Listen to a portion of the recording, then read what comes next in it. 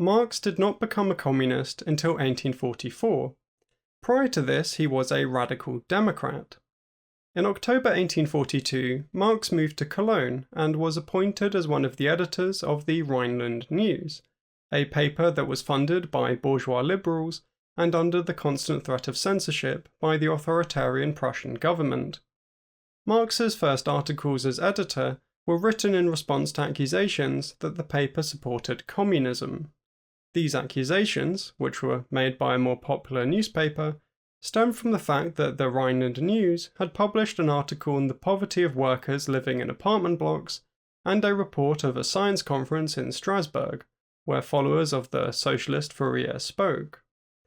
Marx replied that he and the paper were not communists. He wrote on October 16th that the Rheinische Zeitung, which does not admit that communist ideas in their present form possess even theoretical reality, and therefore can still less desire their practical realization, or even consider it possible, will subject these ideas to thoroughgoing criticism. Such writings as those of Leroux, Considerant, and above all the sharp-witted work of Proudhon, cannot be criticized on the basis of superficial flashes of thought, but only after long and profound study. Marx ends the article by insisting that the real danger lies not in practical attempts, but in the theoretical elaboration of communist ideas. For practical attempts, even mass attempts, can be answered by cannon as soon as they become dangerous, whereas ideas, which have conquered our intellect and taken possession of our minds, ideas to which reason has fettered our conscience, are chains from which one cannot free oneself without a broken heart. They are demons which human beings can vanquish only by submitting to them. There is a lot that needs to be unpacked in order to understand this article. Firstly, it is sometimes claimed that Marx advocated the violent repression of communist uprisings by the army.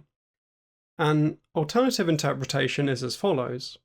Marx is saying that ideas can spread throughout society, come to be strongly believed by vast numbers of people, and become a powerful force that brings about change. If the ideas in question are wrong and dangerous, then such a situation is worse and harder to deal with than an uprising that can be violently crushed. This is because, even if an uprising is defeated, the ideas that led to it continue to spread and influence people. Whether or not violent repression is the correct response depends upon the uprising and ideas in question. Communist ideas should be seriously studied and assessed in order to determine if they are progressive or dangerous. At this point in time, Marx had yet to reach a definitive conclusion on the matter. Secondly, during this period, the terms socialism and communism were often used interchangeably in Germany. This is why Marx included the mutualist Proudhon in a list of communist authors, despite the fact that he explicitly rejected communism in his famous 1840 book, What is Property? When interpreting primary sources, it's really important to not impose later definitions onto the past, and so not think that when Marx is talking about communism, he means later ideas like his own conception of a communist society or anarchist communism. Thirdly, one of the editors for the Rhineland News was a communist called Moses Hess, who in 1837 anonymously published a book called The Holy History of Mankind.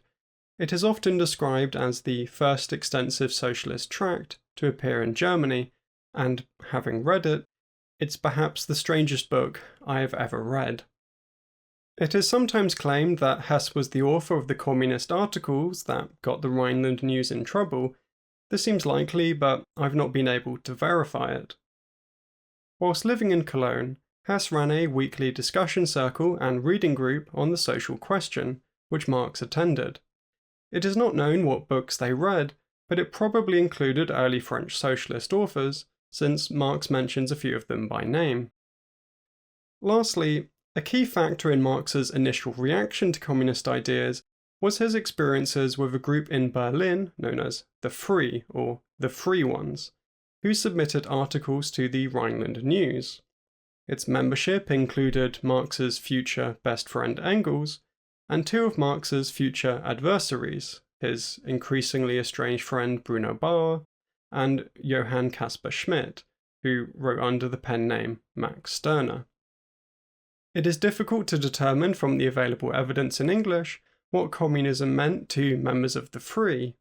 An indication can be inferred from what other people said about the group. In November, Arnold Ruge visited the Free in Berlin and was appalled by their behaviour. He claimed that at a meeting he attended, Bruno Bauer pretended to make me swallow the most grotesque things, e.g. that the state and religion must be suppressed in theory, and also property and family, without bothering to know what would replace them, the essential thing being to destroy everything. On the 29th of November, Marx published an article which reported that Herweg and Ruge found that the Free are compromising the cause and the Party of Freedom by their political romanticism, their mania for genius, and boasting. If Herweg did not visit the Society of the Free, who as individuals are excellent people for the most part, it was not because he upholds some other cause, but solely because, as one who wants to be free from French authorities, he hates and finds ludicrous the frivolity, the typically Berlin style of behaviour, and the insipid aping of the French clubs. Rowdiness, blackguardism, must be loudly and resolutely repudiated in a period which demands serious, manly, and sober-minded persons for the achievement of its lofty aims. The next day, on October 13th, Marx wrote a letter to Ruge in which he justified his decision to not publish articles by the Free. He explained, "As you already know, every day the censorship mutilates us mercilessly, so that frequently the newspaper is hardly able to appear. Because of this, a mass of articles by the Free have perished. But I have allowed myself to throw out as many articles as the censor, for Mayen and Co. sent us heaps of scribblings, pregnant with revolutionizing the world and empty of ideas, written in a slovenly style and seasoned with a little atheism and communism, which these gentlemen have never studied. Because of Rutenberg's complete lack of critical sense, independence, and ability, Mayen and Co. had become accustomed to regard the Rheinische Zeitung as their own, docile organ, but I believed I could not any longer permit this watery torrent of words in the old manner. This loss of a few worthless creations of freedom, a freedom which strives primarily to be free from all thought, was therefore the first reason for a darkening of the Berlin sky. I demanded of them less vague reasoning, magniloquent phrases, and self-satisfied self-adoration, and more definiteness, more attention to the actual state of affairs, more expert knowledge. I stated that I regard it as inappropriate, indeed even immoral, to smuggle communist and socialist doctrines, hence a New World outlook, into incidental theatrical criticisms, etc., and that I demand a quite different and more thorough discussion of communism, if it should be discussed at all. Marx subsequently attempted to follow his own advice whilst living in Paris, and this activity led to him becoming a communist in 1844. In 1848, only 6 years after his initial frosty reaction to communism, he published the Manifesto of the Communist Party, but that is a topic for another video. As always, the sources are in the description.